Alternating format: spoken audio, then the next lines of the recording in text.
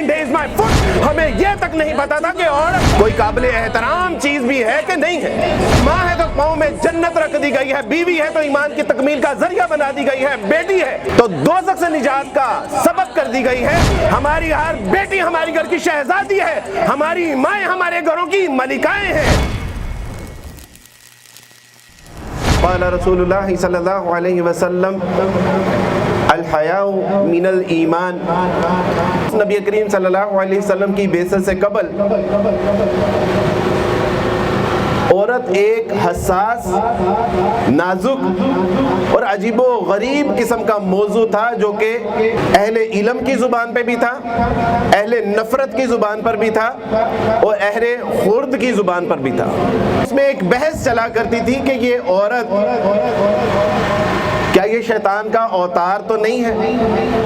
وہاں ایک بحث چلا کرتی تھی کہ یہ عورت کیا دنیا میں جو بد امنی کا ایک طوفان برپا ہے اس کا سبب عورت نہیں ہے. وہاں ایک بحث چلا کرتی تھی کہ کیا یہ تمام لڑائی جھگڑے کینہ بغض حسد کا سبب یہ عورت تو نہیں ہے. اور اس کا ایکسٹریم جو تھا وہ یہ تھا کہ کیا عورت کوئی انسان بھی ہے یا نہیں ہے. اس کو شیطان کا پرتو بھی کہا جاتا تھا, اس کو تمام فسادات کی جڑ بھی کہا جاتا تھا. اور یہ بحث تھی کہ کیا یہ انسان بھی ہے یا نہیں ہے. ہم نے دیکھا کہ پرانی تاریخ کی کتب کو اٹھا کے کہ عورتوں کو محض اس لیے قتل کر دیا گیا, ان کو زندان میں ڈال دیا گیا کہ انہوں نے اپنی مقدس کتابوں کو ہاتھ لگایا تھا. ہم نے دیکھا کہ عورت اپنے جائز اور بنیادی حقوق کے لیے اگر آواز اٹھاتی تو اس کی آواز کو زمین کی ہزاروں من مٹی کے نیچے دبا دیا جاتا. لیکن پھر میرے اور آپ کے آقا محمد صلی اللہ علیہ وسلم جب 1444 سال پہلے جزیرہ نما عرب میں ان کی بعثت ہوئی تو اللہ سبحانہ و تعالیٰ کے رسول صلی اللہ علیہ وسلم نے اس معاشرے میں کہ جس معاشرے میں عورت کو بھیڑ بکری کی طرح کاٹ دیا جاتا تھا, گاجر مولی سے زیادہ اس کی حیثیت نہیں تھی, اور چشمے فلک نے وہ منظر بھی دیکھا کہ باپ کے مرنے کے بعد سوتیلی ماں کو سرے بازار فروخت کر دیا جاتا تھا. ایک عورت کے کئی مرد ہوا کرتے تھے. لیکن پھر رسول اللہ صلی اللہ علیہ وسلم جب جزیرہ نما عرب میں ان کی بعثت ہوئی تو آپ علیہ الصلوۃ والسلام نے بتایا کہ what is the mean of woman, یہ عورت کیا ہے. رسول اللہ صلی اللہ علیہ وسلم نے بتایا کہ جان لو کہ اگر یہ عورت ماں ہے تو اس کے قدموں میں تمہارے لیے جنت رکھ دی گئی ہے. اگر یہ بیوی ہے تو سن لو کان کھول کے مردوں کہ یہ تمہارے ایمان کی تکمیل کا ذریعہ بنا دی گئی ہے. اگر یہ بیٹی ہے تو تمہارے لیے دوزخ سے نجات کا سبب بنا دی گئی ہے. میں نے جب اسلام قبول کیا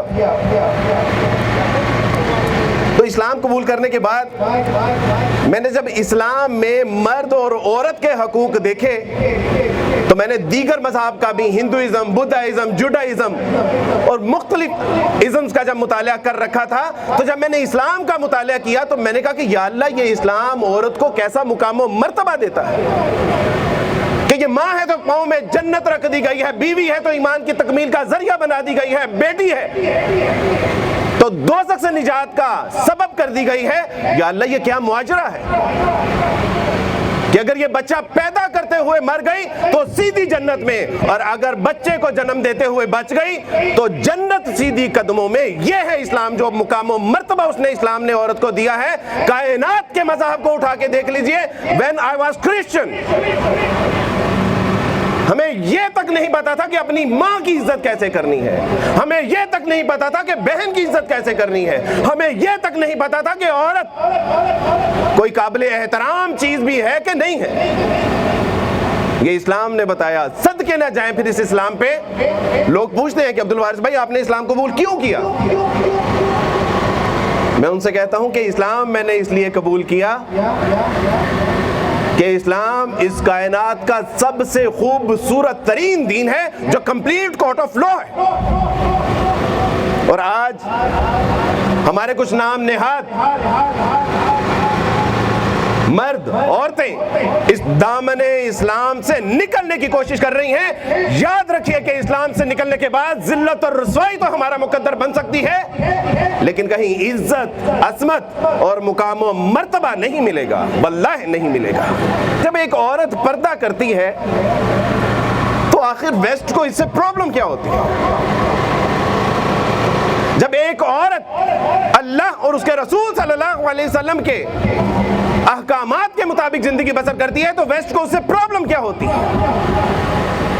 دراصل جب ایک بیٹی، ماں، بہن جب وہ پردہ اوڑھتی ہے نا، اپنے جسم کو ڈھانپتی ہے نا، جب اللہ اور اس کے رسول صلی اللہ علیہ وسلم کی چہیتی بنتی ہے نا، جب فرشتے اس کے راہوں میں پر بچھاتے ہیں نا، جب فرشتے اس کے اوپر سلام نازل کرتے ہیں نا، تو محض یہی نہیں، ویسٹ کو اس سے تکلیف ہوتی ہے کہ ان کی 300 بلین انڈسٹری کے اوپر ایک با حیا، با حجاب، با پردہ عورت اس کے 300 بلین کی انڈسٹری کو کہتی ہے کہ your fashion industry is my fit. اس لیے ویسٹ کو آپ کے برقعے سے، آپ کے حجاب سے، آپ کے نقاب سے تکلیف ہے کہ اس کی ساری انڈسٹری کو آپ جو ہے وہ روند کے رکھ دیتی ہیں، پاؤں تلے مسل کے رکھ دیتی ہیں. وہ کہتا ہے کہ اگر یہ پردہ کرے گی تو میری کاسمیٹک کیسے بکے گی، یہ پردہ کرے گی تو میرے شیمپو کس طرح بکیں گے، یہ پردہ کرے گی تو میرے ننگے مختصر اور چست لباس کیسے بکیں گے. اصل آپ کی حیا سے اس کو تکلیف یہ ہے. میں نے جب اسلام قبول کیا تو اسلام قبول کرنے کے بعد مجھ سے پوچھا کہ یار یہ آپ کے مسلمان بہت دقیانوس قسم کے لوگ ہوتے ہیں، ان کی خواتین کے آگے ہاتھ کریں تو یہ ایسے کر دیتی ہیں، ہاتھ ہی نہیں ملاتی. تو what is the reason؟ کیوں مسلمان خواتین غیر مردوں سے ہاتھ نہیں ملاتی؟ تو میں نے ان سے کہا کہ کبھی آپ نے اپنی ملکہ الزبتھ کو دیکھا، کوئین کو دیکھا؟ کیا وہ کسی عام شہریوں سے ہاتھ ملاتی ہیں؟ انہوں نے کہا نہیں.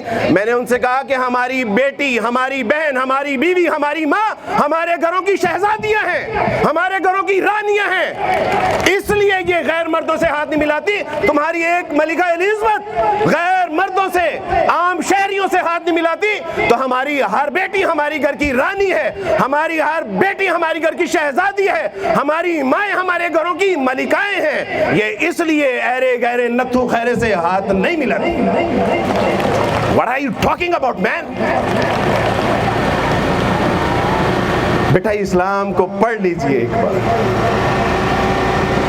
After man asked me, why you embrace Islam, عبد الوارث؟ اللہ کی قسم رونا آتا ہے کہ میں یہ ایک مسلمان پوچھ رہا ہے کہ عبد الوارث بھائی آپ نے اسلام کیوں قبول کیا؟ اگر اس کو اسلام کا پتہ ہوتا تو یہ مجھے کہتا کہ عبد الوارث اسلام تو اتنا پاک دامنی کا مذہب ہے، اتنا حیا کا دین ہے، بہادری اور شجاعت کا دین ہے. عبد الوارث تم نے اتنی تاخیر سے اسلام کیوں قبول کیا؟ سوال تو اصل میں یہ ہونا چاہیے تھا.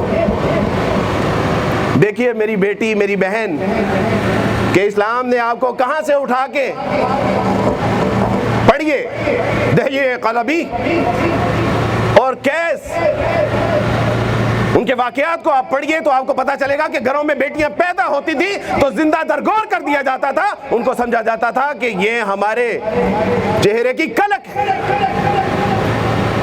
اور پھر رسول اللہ صلی اللہ علیہ وسلم آئے تو آپ علیہ السلام کو کہا، آپ علیہ السلام نے فرمایا خیرکم خیرکم لأہلہ وانا خیرکم لأہلہ.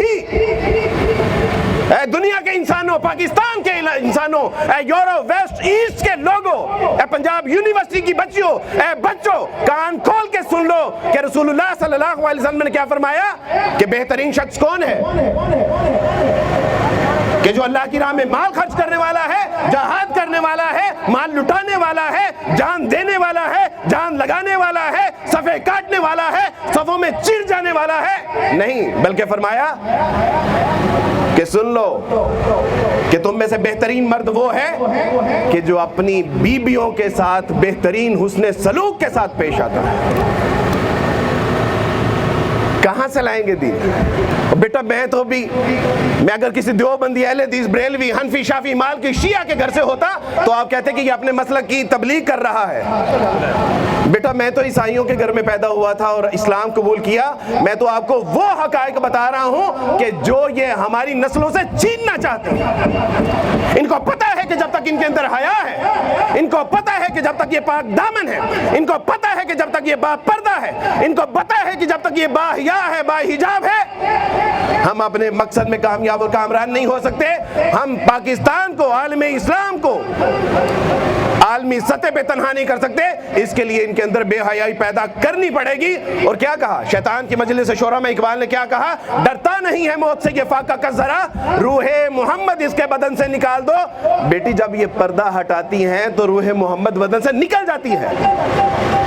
جب پاؤں کو زمین پہ چھن چھنا کے مارتی ہو تو ایمان نکل جاتا ہے۔ جب غیر مردوں سے ہنس ہنس کے باتیں کرتی ہو تو ایمان کمزور پڑ جاتا ہے بیٹی۔ اوے تم تو وہ شہزادیاں ہو، تم تو وہ ہمارے گھروں کی رانیاں ہو کہ جن کی برکت سے اللہ ہمیں رزق عطا فرماتے ہیں۔ اگر تم باحیا ہوگی تو ہم سینہ تان کے میدان میں لڑ بھی سکتے ہیں، میدان میں مر بھی سکتے ہیں۔ اور بیٹا اگر تمہارے اندر سے حیا نکل گئی تو ہم تو ویسے ہی شرم سے مر جائیں گے، نہ کچھ لڑ سکتے ہیں نہ ویسے مر سکتے ہیں۔ ایک بچی نے پوچھا کہ اماں یہ ہم پردہ کیوں کرتے ہیں؟ اس نے کہا کہ بیٹی میں زیادہ تو میں پڑھی لکھی نہیں ہوں، میں علم فقہ سے بھی آ رہی ہوں، قرآن بھی تفسیر وغیرہ نہیں پڑھتی، بس یہ ہے کہ موٹا موٹا علم ہے، بس مجھے اتنا پتا ہے کہ بیٹا میں پردہ اس لیے کرتی ہوں کہ اللہ کے رسول صلی اللہ علیہ وسلم کی بیٹیاں اور بیویاں پردہ کیا کرتی تھیں۔ بیٹا مجھے زیادہ نہیں پتا، لیکن مجھے بس اتنا پتا ہے کہ اللہ کے رسول صلی اللہ علیہ وسلم کی بیٹیاں پردہ کیا کرتے تھے۔ ایک جنگل میں کچھ بیڑیے تھے، ان بیڑیوں نے دیکھا کہ ایک ہرن کے پیچھے ایک طرف شیر ہے، ایک طرف چیتا ہے، اس کے محافظ تھے وہ۔ تو ان بیڑیوں نے کہا کہ in this modern way you are living in modern country، اوے تم اتنی خوبصورت ہو، سمجھدار ہو، ذہین ہو، شاطر ہو، تیز ہو، یہ تمہیں ان محافظوں کی کیا ضرورت ہے؟ کیا تمہیں یہ پریشان نہیں کرتے؟ کیا تم اپنا فریڈم آف ایکسپریشن اس سے محروم نہیں ہو جاتی؟ اس نے پہلے شیر سے کہا کہ جی مجھے کوئی ضرورت نہیں ہے، I can do everything on myself، مجھے کوئی ضرورت نہیں ہے۔ شیر کو بھی اس نے بھگا دیا، چیتے کو بھی اس نے بھگا دیا، اور اس کے بعد بیڑیوں کو جب پتہ چلا کہ اب یہ اکیلی ہے، اس کا کوئی محافظ نہیں ہے، تو انہوں نے آرام اور تسلی کے ساتھ اس کو نوچنا شروع کر دیا۔ اوے شہزادیوں، یہ اس لیے ظالم لوگ ہمیں حیا سے، پردے سے، نماز اور دینداری سے نکالنا چاہتے ہیں کہ جب ہم کسی بیڑیے کا شکار ہونے لگے تو ہمارے محافظ ہمارے اوپر نہ ہوں۔ اور سب سے بہترین محافظ آپ کا تقویٰ ہے، سب سے بہترین محافظ آپ کا باپ ہے، سب سے بہترین محافظ آپ کا بھائی ہے، سب سے بہترین محافظ آپ کا بیٹا ہے، سب سے بہترین محافظ آپ کا شوہر ہے۔ وہ اللہ نے جس کو اتنے محافظ دیے ہو اور اس کو معاشرے میں کوئی درندہ نوچ لے، ممکن نہیں ہے۔ الرجال قوامون علی النساء۔ اور غیر مسلم تو اعتراض کرتے ہیں کہ دیکھیں جی عورت صنف نازک ہے اور اس کے اوپر جو ہے وہ مردوں کو حاکم بنا دیا گیا ہے۔ کچھ لوگوں نے، عیسائیوں نے بھی مجھ سے اعتراض کیا کہ یہ آیت آپ نے پڑھی، کیا یہ انصاف ہے کہ عورتوں کے اوپر مردوں کو حاکم بنا دیا گیا ہے؟ کچھ مسلمانوں بچیوں نے بھی اعتراض کیا کہ عبدالوارث بھائی یہ زیادتی نہیں ہے۔ تو میں نے ان سے کہا کہ بیٹا آپ نے عمر فاروق رضی اللہ تعالیٰ عنہ کا کردار نہیں پڑھا کہ انہوں نے کہا تھا کہ قوم کا جو امیر ہوتا ہے دراصل وہ قوم کا خادم ہوتا ہے۔ الرجال قوامون علی النساء، اللہ نے قرآن میں اعزاز تو عطا فرما دیا دیا, اعجاز تو عطا فرما دیا کہ یہ اس گھر کا حق جو حاکم ہے, حکمران ہے, یہ ذمہ دار ہے. لیکن اس کے بعد عورت کے ساتھ کیا کیا کہ دیکھو یہ صنف نازک, والصالحات قانتات, یہ وفادار, یہ نرم و نازک, یہ صنف نازک, یہ با حیا, یہ با کردار, یہ با وفا. اوے یہ تو گھر سے باہر نکل جائے تو ان کو واپسی کا راستہ نہیں پتا چلتا. دیکھو میں نے تمہیں ان عورتوں کے اوپر حاکم تو بنایا ہے, لیکن کام سارے تم ہی نے کرنے ہیں. باہر دعوت و تبلیغ کے لیے یہ نہیں تم جاؤ گے, طوفانوں کے ساتھ مقابلہ تم کرو گے, جہاد اور قتال تم کرو گے, صفوں کو تم چیرو گے, صفیں تمہیں چیریں گی, فکر معاش کے لیے در در تم پھرو گے, لکڑیاں اور پہاڑ تم کاٹ کے راستے بناؤ گے. اور کہا گیا الرجال قوامون علی النساء, کہ تمہارے لیے حکمران ہیں لیکن کام سارے اللہ کی قسم مزدوروں والے دے دیے مرد کو. پچھلے 10-15 دن سے سفر میں ہوں, ایک جا رہتے نہیں عاشق یہ بدنام, کہیں دن کہیں رات, کہیں صبح کہیں شام, کہیں کبھی ملتان, کبھی سکر, کبھی سندھ, کبھی حیدرآباد, کبھی وزیر آباد, کبھی لاہور, کبھی گجرانوالا. اپنے بچوں کی شکل نہیں دیکھ سکا صحیح سے, اپنی بیویوں کو بالکل مختصر وقت دیا ان 10-15 دنوں میں, اور ساری ذمہ داریاں ہمارے اوپر ڈال کے کہ دعوت و تبلیغ بھی تم کرو گے, معیش بھی تم سنبھالو گے, معاشرت بھی تم سنبھالو گے, سیاست بھی تم سنبھالو گے, جہاد اور قتال بھی تم کرو گے. اور کیا کہا کہ الرجال قوامون علی النساء, اور کہا کہ دیکھو یہ عورتیں احساسات, کیفیات, جذبات کا مجموعہ ہیں, ان کو پانی کی مشق بھی نہیں ان کو چکوانی. جہاد کی تال میں تم مرو گے, یہ نہیں جائیں گی. دعوت و تبلیغ کے لیے تم کرو گے کام, یہ نہیں کریں گی. یہ گھروں میں بیٹھ کے چار دیواری میں عزت عصمت کا حفاظت کریں گی, تمہارے بچوں کی پرورش کریں گی, تمہارے نان نفقے کا جو لانا تمہاری ذمہ داری, پکانا ان کی ذمہ داری. میرے دوستوں, بھائیو, بزرگوں اور میری بیٹیوں, میری بہنوں, یہ تھا اسلام کہ جس کے اوپر اعتراض کیا جاتا ہے. اور اسلام کی شکل دیکھیے کیسی تھی کہ ایک صحابیہ جب رسول اللہ صلی اللہ علیہ وسلم کے بارے میں بار بار پوچھتی کہ رسول اللہ کیسے ہیں, کہا کہ رسول اللہ ٹھیک ہے, تمہارا ایک بچہ شہید ہو گیا. پھر جاتی باہر پوچھتی صحابہ سے کہ رسول اللہ کیسے ہیں, کہا رسول اللہ ٹھیک ہے لیکن تمہارا دوسرا بچہ بھی شہید ہو گیا. پھر گئی, کہا کہ رسول اللہ کیسے ہیں, کہا رسول اللہ ٹھیک ہے لیکن تیرا تیسرا بچہ بھی شہید ہو گیا. تو وہ اپنے آپ کو سینتی, دوپٹہ ٹھیک کرتی, چادر لپیٹتی, تو کہا کہ تیرے 3 بچے شہید ہو گئے ہیں اور تو کبھی چادر کو ٹھیک کرتی ہے, کبھی اپنا عبایا ٹھیک کرتی ہے. اس نے کہا کہ میرے بچے مرے ہیں, میری غیرت نہیں مری. یہ تھی میری بیٹیوں, میری بہنوں, یہ ہے وہ اسلام کہ جس نے آپ کو محفوظ بھی کیا ہے. ایک عورت کہنے لگی کہ عبد الوارث بھائی, آپ کے دین نے ان عورتوں کو دستانے ہیں, چہرے کا نقاب ہے, عبایا ہے, حجاب ہے, یہ ان کو یہ کیا آپ نے زیادتی نہیں کی؟ تو میں نے کہا بیٹا زیادتی نہیں کی, ان کو ہوس پرستوں کی نظروں سے بچانے کے لیے یہ اہتمام کیا ہے. اور بیٹا تم اپنا سونا سنبھال کے رکھو تو تجوری میں, اپنے ہیرے سنبھال کے رکھو تو تجوری میں, اپنے پیسے سنبھال کے رکھو تو تجوری میں, اپنی قیمتی اشیاء سنبھال کے رکھو تو صندوقوں میں. ہمارے لیے اس کائنات کی سب سے قیمتی چیز ہمارے رشتوں میں ہماری بیٹی ہے, بہن ہے, ماں ہے. اوے ہم ان کو سنبھال کے کیوں نہ رکھے ظالموں. ہمیں تم کہتے ہو کہ عورت کو جو ہے وہ آئسولیشن کا شکار کر دیا گیا ہے. اور کون تھی میری بیٹیوں, میری بہنوں, میری ماؤں, وہ کون تھی؟ فاطمہ رضی اللہ تعالیٰ عنہ. ایک بار نماز کے لیے کھڑی ہوئیں, اور نماز کے لیے جب تہجد کی نماز کے لیے کھڑی ہوئیں, جب نماز سلام پھیرا تو فجر کا وقت قریب تھا.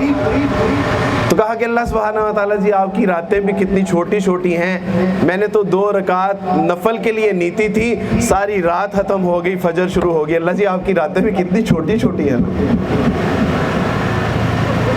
میرے بیٹے, میری بیٹیوں, میری بہنوں, ایک عورت کے گھر میں بچہ پیدا ہوا اور وہ کہنے لگی, کسی دوست نے کہا کہ تمہارا بچہ تو کالا ہے. اس نے کہا کہ میں نے بچے کو مقابلہ حسن نہیں بلکہ ایک دن بیت المقدس کو فتح کرنے کے لیے پیدا کیا ہے.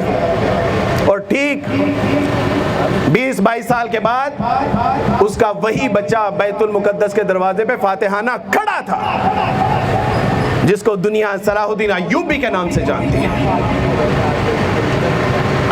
ایک عورت جس کا بچہ پیدا ہوا، وہ پہلے سے بیوہ تھی، بچہ یتیم تھا، اور اچانک اس کی جو ہے وہ بینائی چلی گئی، اور اس عورت نے اللہ سبحانہ و تعالیٰ کے حضور مصلی بچھایا اور کہا کہ اللہ سبحانہ و تعالیٰ جی، میں نے تو آپ سے نیک صالح بچہ مانگا تھا، دین کی خدمت کے لیے مانگا تھا، شوہر آپ نے پہلے لے لیا، بیٹے کی بینائی اب لے لی، اللہ جی میں کہاں در بدر پھرتی پھروں گی، کہاں دھکے کھاؤں گی، اللہ جی مجھے نہیں پتا، میرے بیٹے کی بینائی لوٹا دیجیے۔ اتنا روئی، اتنا گڑ گڑائی، اتنا کرلائی، اتنی آوازاری کی، اللہ کے حضور ہاتھ بٹھا کے روتی رہی، مانگتی رہی۔ اللہ سبحانہ و تعالیٰ نے کہا کہ ابراہیم اب آپ ہی جائیے اس کو تسلی دینے کے لیے۔ ابراہیم علیہ السلام اس کی خواب میں آئے اور کہا کہ بس کر بیٹی، اللہ نے تیری دعا سن لی، اب تیرا بچہ صرف ظاہری بصارت نہیں، باطنی بصارت سے بھی مستفید کیا جائے گا، اور وہ محض محدث نہیں بلکہ امام المحدثین بنے گا، جس کو دنیا امام بخاری کے نام سے جانتی ہے۔